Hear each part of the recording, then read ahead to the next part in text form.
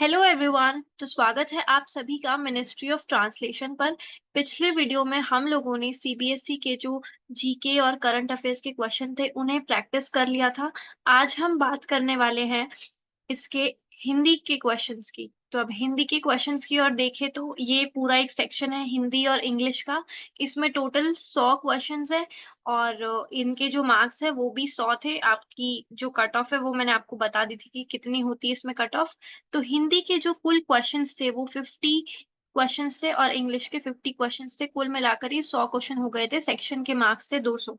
तो ये previous year का पेपर है हिंदी का, सीबीएसई जूनियर हिंदी ट्रांसलेटर का।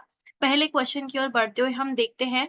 First question, doctor Ram Kumar Verma ने हिंदी का पहला कवि किसे माना है? सरहपाद, पुष्य या पुंड, शालिभद्र सूरि, स्वयंभू।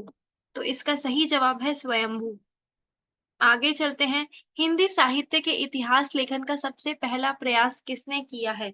Shiv Singh Sengar, Garcin de Tassy, George Grierson, Acharya Ramchandra Shukla. तो इसका सही जवाब है गारसा दत्तासी। आगे बढ़ते हैं क्वेश्चन नंबर 3 पे। हिंदी साहित्य का वैज्ञानिक इतिहास किसका ग्रंथ है? राम कुमार वर्मा, डॉक्टर गणपति चंद्र गुप्त, मिश्र बंधु या सुमन राजे। इसका सही जवाब है डॉक्टर गणपति चंद्र गुप्त। हिंदी साहित्य का विज्ञान इतिहास किसका ग्रंथ है? ये क्वेश्चन हम कर चुके हैं। नेक्स्ट क्वेश्चन है, हिंदी के प्रथम महाकाव्य पृथ्वीराज रासो में कितने समय सर्ग हैं? 65 समय, 67 समय, 69 समय या 71 समय। तो इसका जो सही जवाब है ये है 69 समय। अगले क्वेश्चन की ओर बढ़ते हैं। रीतिकाल को श्रृंगार काल नाम किसने दिया है? विश्वनाथ प्रसाद मिश्र, आचार्य रामचंद्र शुक्ल, डॉक्टर बसंत सिंह या जॉर्ज ग्रियर्सन। इसका सही जवाब है विश्वनाथ प्रसाद मिश्र। आगे बढ़ते हैं। सुमन राज्य की कविता कौन से सप्तक में संग्रहित है? तार सप्तक, दूसरा सप्तक, तीसरा सप्तक या चौथा सप्तक। इसका सही जवाब है चौथा सप्तक। नेक्स्ट क्वेश्चन है हमारा, किस उपन्यासों में किसान आत्महत्या का यथार्थ चित्रित हुआ है?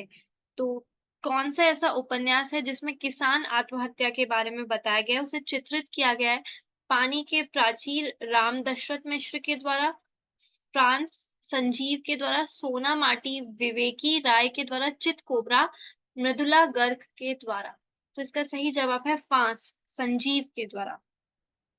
और अगला जो क्वेश्चन है वह है, राग दरबारी उपन्यास के रचनाकार कौन है? तो इसमें एक राग दरबारी उपन्यास है, इसके रचनाकार के बारे में प्रश्न किया गया है कि इसके रचनाकार कौन है? तो इसका सही जवाब है श्री लाल शुक्ल। अगले क्वेश्चन की ओर बढ़ते हैं। विभाजन के समय हुए सांप्रदायिक दंगों को लेकर लिखा गया उपन्यास कौन सा है? तमस उपन्यास।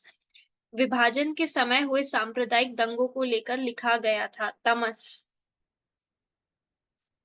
मेला आंचल उपन्यास के केंद्र में कौन सा गांव है? मेरीगंज गांव मेला आंचल उपन्यास के केंद्र में का गांव है मेरीगंज।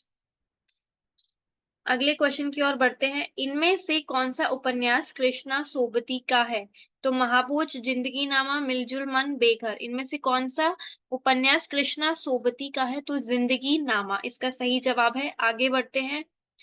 पाप और पुण्य की संकल्पना से संबंधित कौन सा उपन्यास है? चित्रलेखा, कब तक पुकारूं, कायाकल्प, काशी का 80। तो इसका सही जवाब है चित्रलेखा पाप और पुण्य की संकल्पना से संबंधित उपन्यास है।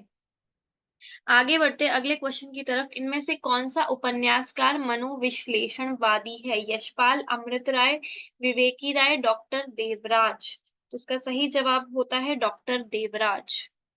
अगले क्वेश्चन की ओर बढ़े तो फिर पूछा जा रहा है कि इनमें से कौन सा नाटक मोहन राकेश का नहीं है? पहला राजा, आधे अधूरे, आषाढ़ का एक दिन, लहरों के राजहंस। तो पहला राजा जो नाटक है वो मोहन राकेश का नाटक नहीं है।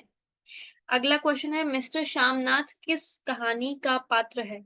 मिस्टर श्यामनाथ चीफ की दावत कहानी का पात्र है। नेक्स्ट क्वेश्चन की ओर बढ़ते हैं। इनमें से बाबू गुलाब राय का निबंध नहीं है? मेरी असफलताएं, कछुआ धर्म इनमें से बाबू गुलाब राय का निबंध नहीं है। नेक्स्ट क्वेश्चन है, नई कविता के प्रतिमान यह किसका ग्रंथ है? लक्ष्मीकांत वर्मा का यह ग्रंथ है नई कविता के प्रतिमान। बहुत सारे क्वेश्चंस है, 50 क्वेश्चंस है, तो हम जल्दी-जल्दी आगे बढ़ेंगे। दुख ही जीवन की कथा रही किसकी काव्य पंक्ति है? सूर्यकांत त्रिपाठी निराला की पंक्ति है, दुख ही जीवन की कथा रही। अजात शत्रु नाटक का प्रकाशन 1922 वर्ष में हुआ है। ठीक है, इसमें वर्ष पूछा गया है तो 1922 वर्ष। लहना सिंह किस कहानीकार का चर्चित पात्र है? लहना सिंह चंद्रधर शर्मा गुलेरी की कहानी का चर्चित पात्र है। नेक्स्ट क्वेश्चन की ओर बढ़े। सहज कहानी का नारा किसने दिया? अमृत राय ने सहज कहानी का नारा दिया। अमृत राय इसका सही जवाब है। नेक्स्ट क्वेश्चन पे बढ़े तो प्रयोग के अनुसार सर्वनाम के कुल 6 भेद होते हैं। अब हम ये ग्रामर पर आ गए, हिंदी ग्रामर। पहले हम लोग लिटरेचर पर चल रहे थे, अब हम लोग हिंदी ग्रामर पे आ गए हैं। कौन सा शब्द देशज है? धुआं, चाकू, तारीख या लाश? तो इसमें से जो शब्द देशज और विदेशी वाले जो शब्द होते हैं, उसमें से जो देशज शब्द है वो है धुआं।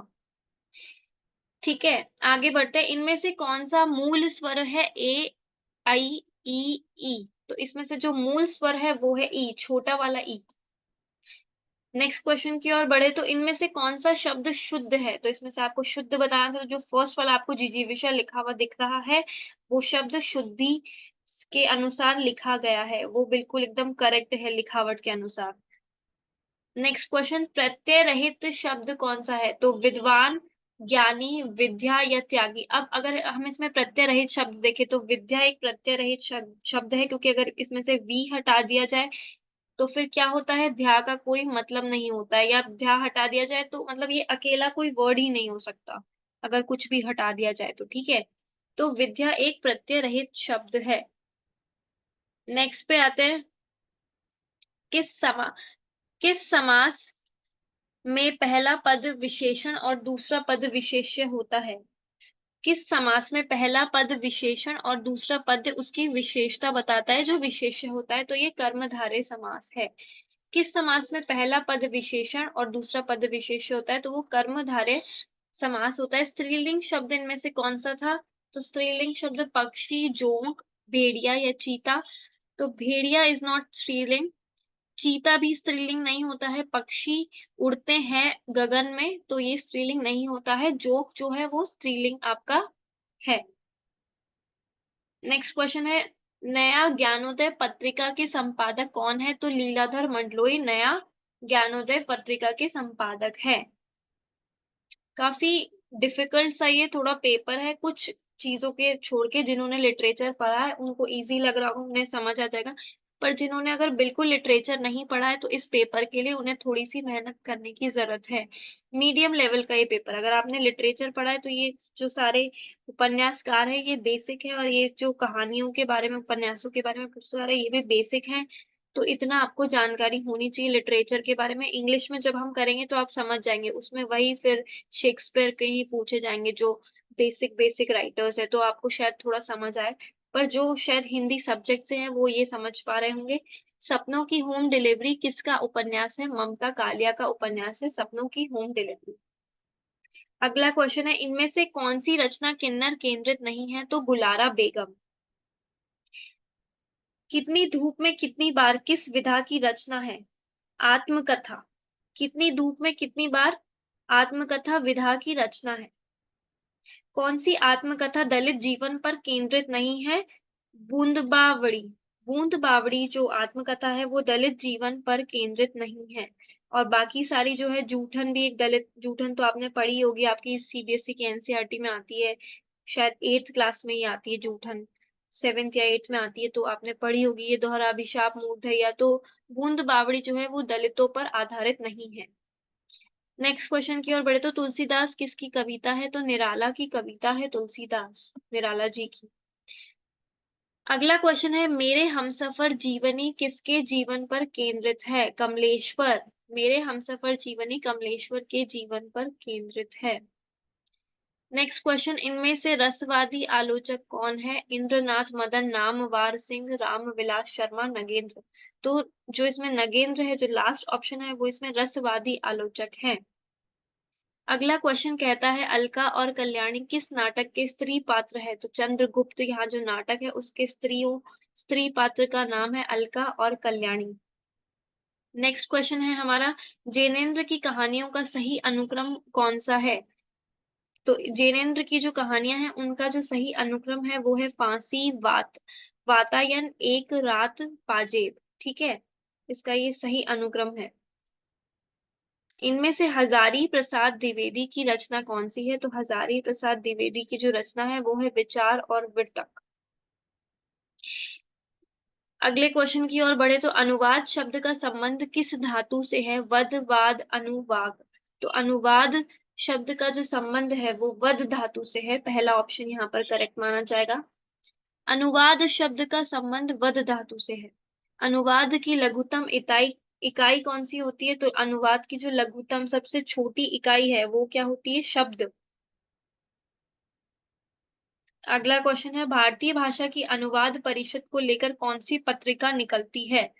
तो भारतीय भाषा की अनुवाद परिषद को लेकर अनुवाद नाम की एक पत्रिका है वो निकलती है। नेक्स्ट क्वेश्चन है अनुवाद का कार्य होता है स्रोत भाषा में व्यक्त विचारों को लक्ष्य भाषा में व्यक्त करना। दूसरे जो ऑप्शन है वो भी हम देख लेते हैं। स्रोत भाषा में व्यक्त विचारों को स्रोत भाषा में व्यक्त करना ये तो बिल्कुल नहीं होता क्योंकि हमें चेंज तो करना ही है। लक्ष्य भाषा से लक्ष्य भाषा में ये तो बिल्कुल भी नहीं होता है। लक्ष्य भाषा में व्यक्त विचारों को स्रोत भाषा में नहीं। पहले हमको एक बेसिक लैंग्वेज मिलती है जिसे हम स्रोत भाषा कहते हैं, उसको हम करने वाले हैं उसमें कन्वर्ट करते हैं जिसे हम लक्ष्य भाषा कहते हैं। अनुवाद का कार्य होता है स्रोत भाषा में व्यक्त विचारों को लक्ष्य भाषा में व्यक्त करना।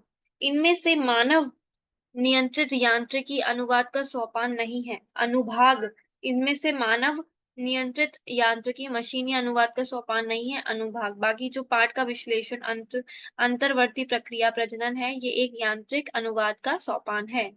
जो नहीं था वो था अनुभाग। तो अभी आपके पास जब क्वेश्चन आएंगे तो आप देखेंगे कि नहीं, यहाँ पे जो वर्ड है कभी कभी आप नहीं पढ़ पाते हैं बट आपको क्वेश्चंस ध्यान से पढ़ने हैं।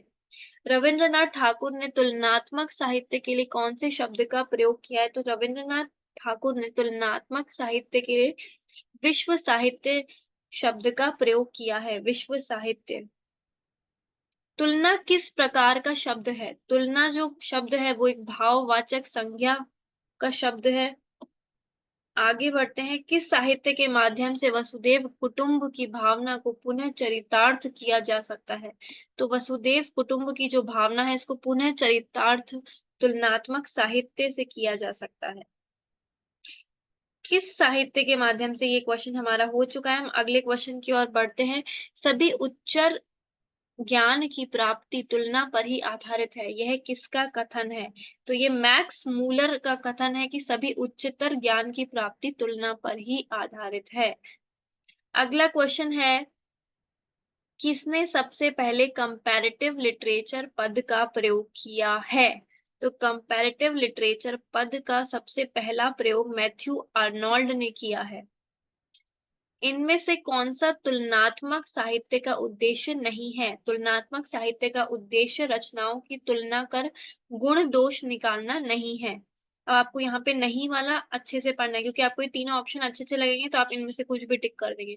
पर आपको नहीं पढ़ के ये वाले ऑप्शन को टिक करना है कि कौन सा नहीं है। तो हम रचनाओं में गुण दोष निकालना इसका साहित्य का उद्देश्य नहीं होता है।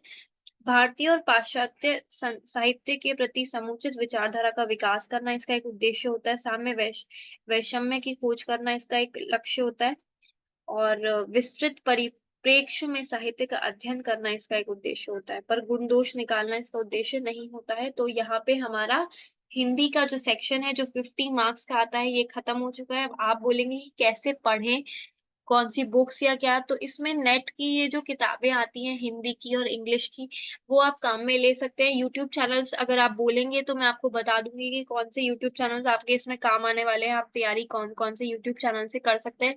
बाकी आप नेट की किताबें लाइए जो कॉम्पिटेटिव नेट की बुक्स आती है उनको पढ़िए, हिंदी की और इंग्लिश की। ठीक है, तो चैनल को सब्सक्राइब कर दीजिए, वीडियो को लाइक कर दीजिए, चैनल को शेयर कर दीजिए, वीडियो को शेयर कर दीजिए और बता दीजिए मुझे कि आपको आगे कौन कौन से वीडियोस चाहिए।